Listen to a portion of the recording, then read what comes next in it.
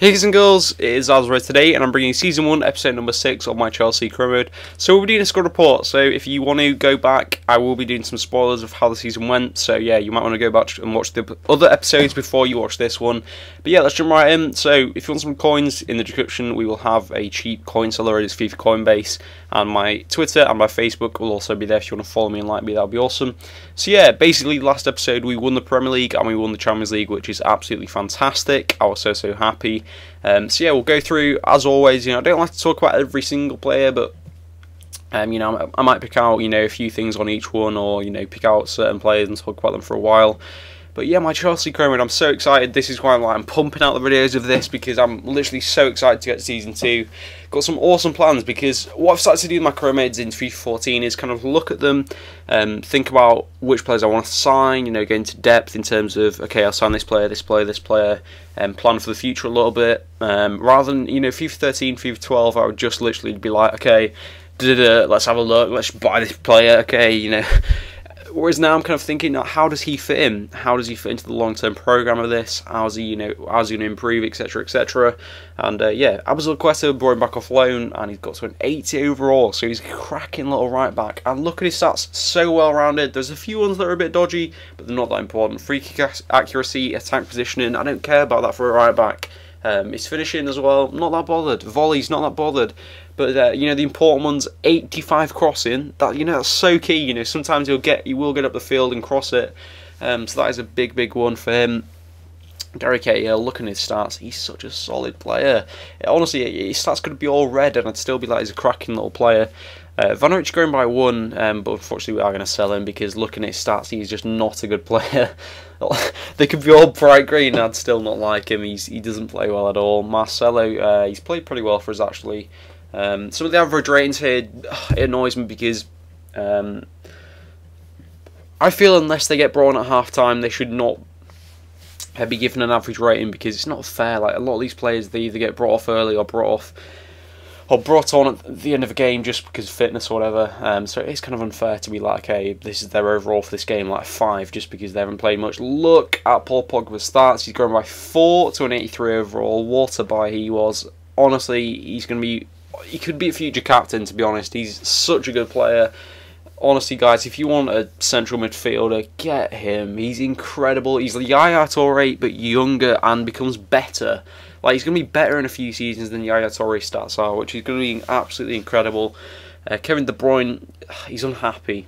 He is unhappy, which is kind of annoying, because that's the problem with the attacking midfielder situation.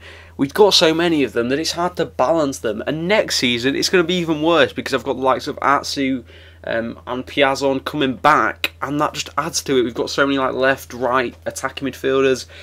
It's going to be a mess, guys. Seriously, sorting out that situation. I genuinely don't know what I'll do, because I'll have players that like to play on the left mid. I will have Hazard, attacking midfielders. We will have Oscar, Mata, De Bruyne, all like to play central midfield.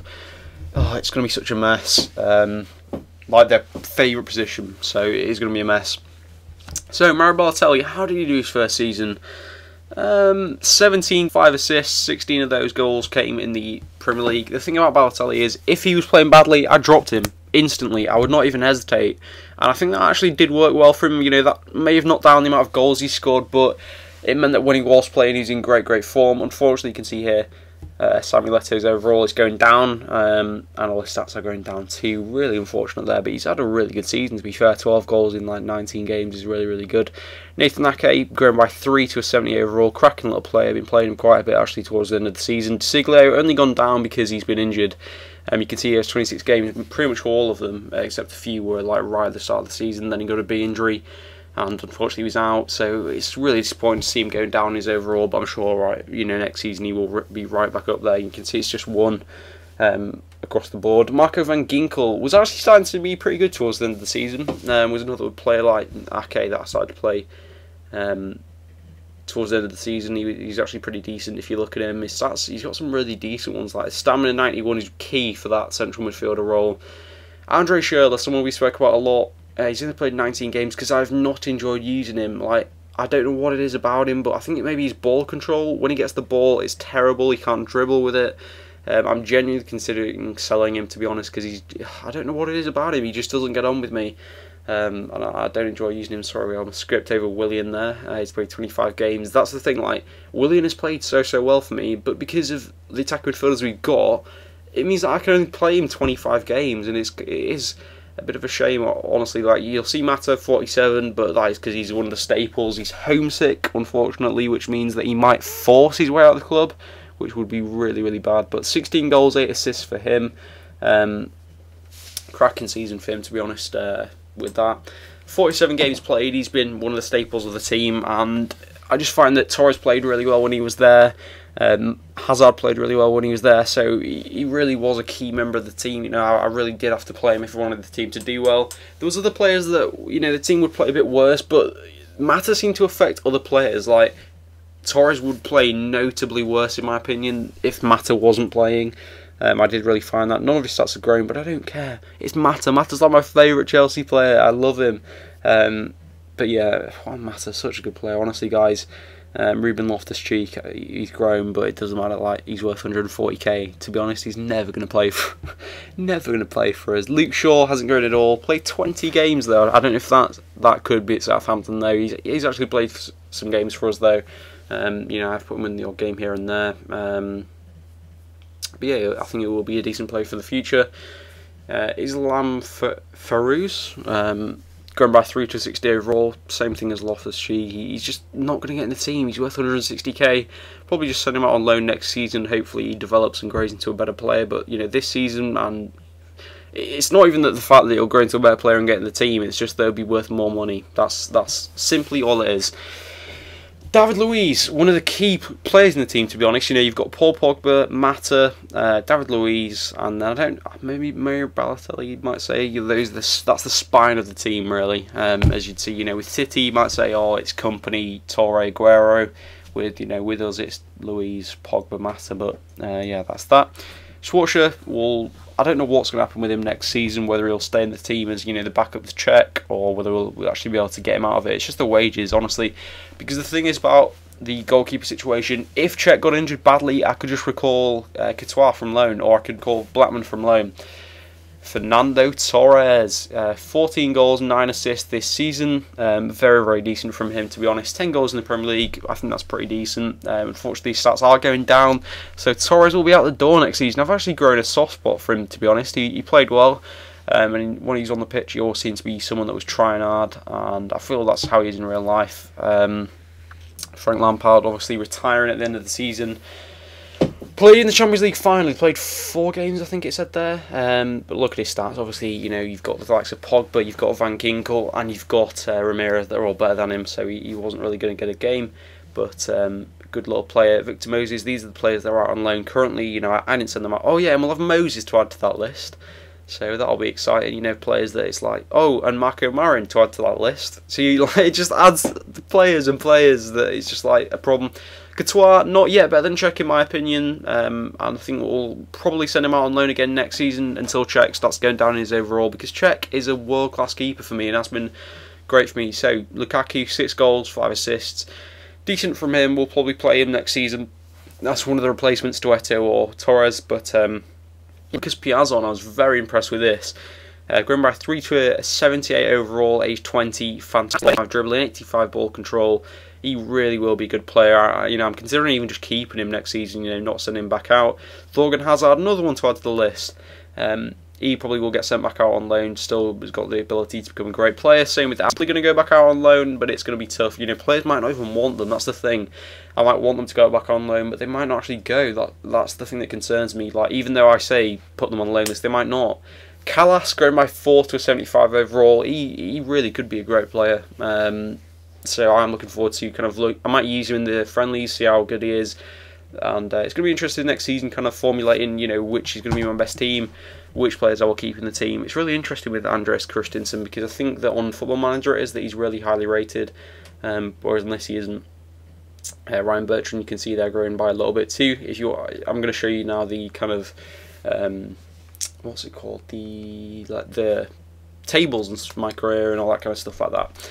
So yeah, first season, so we've played 56 games for Chelsea, we've won 40, drawn 10 and lost 6. Some of those 6 might have been friendlies and stuff like that. Scored 102 goals and conceded 34. That is absolutely cracking stuff. We got knocked out in a 4th round replay of the FA Cup, 4th round of the Capital One Cup. Won the Premier League, won the Champions League. By the way, it says we won Manager of the Year. We actually did win that, but that was given out like when I was starting the next season. So that's why it's not in the video, but that's that. As you can see there, we did finish 1st in the Premier League, so that's pretty awesome stuff there too. Yeah, I was really happy with that. We'll look at the Premier League table right now. There was a time as well where I was like unbeaten, and then I lost to Spurs, and then it just went downhill. I started simming a few games, lost, but I was like, I'm not even bothered. So yeah, we played 38, obviously. We won 28 of them, which is cracking. We drew 7, and we lost only 3. Scored 70, which is a little bit under the top, which was 76. But conceded 18 goals. Now that is absolutely fantastic. I think that really does sing the praises of our defence and our goalkeeper and Paul Pogba, to be honest.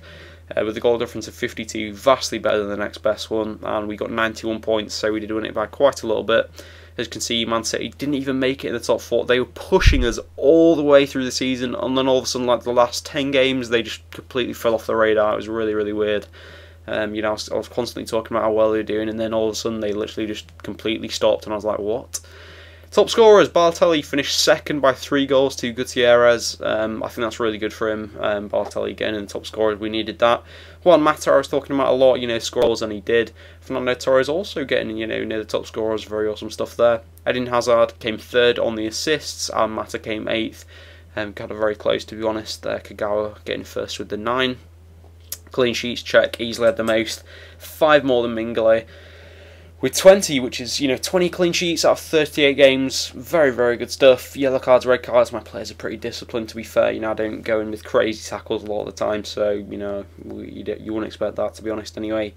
But yeah, an absolutely fantastic season for us. I'm just going to show you the objectives now. Yeah, we completed the win the Premier League, and we won the FA Cup. But I'm not too fussed. We won the Premier League and we've won the Champions League. Just looking at the job openings, I'm not going to take them. I was just interested in what was there. Basically, Newcastle or Napoli. Neither of those are really that interesting to me, to be honest. So yeah, that was that. And I was just kind of looking around now, like, is there anything else I need to show? Anything else I need to show? So yeah, I decided to go on to the player table, the other tables for that. So the Champions League, the FA Cup was United, the Capital One Cup was City, and we obviously won the Champions League, so that's absolutely awesome. I was really, really happy with that. So yeah, I don't know if there's anything else I'm going to show you that's important. So I'm recording this after because like I wanted to get onto the 2nd season, and obviously, you know, I had to wait for that, and I just thought I'll record it and we can get on to the 2nd season. Looking at the top scorers, Eto'o came 4th in the Champions League, which is pretty decent. Iniesta came 1st, which is, I suppose, a little bit surprising. He wasn't really, I don't know if he didn't feature or what, but the Champions League finally didn't seem to bother me too much, and Cech came 2nd in the clean sheets. But yeah, guys, if you enjoyed the video, please, please, please give it a like rating. We'll come back with some epic transfers in Season 2, Episode number 1, so look forward to that. Hope you guys enjoyed the video, hope you guys enjoyed the season, and I'll see you all next time. Bye.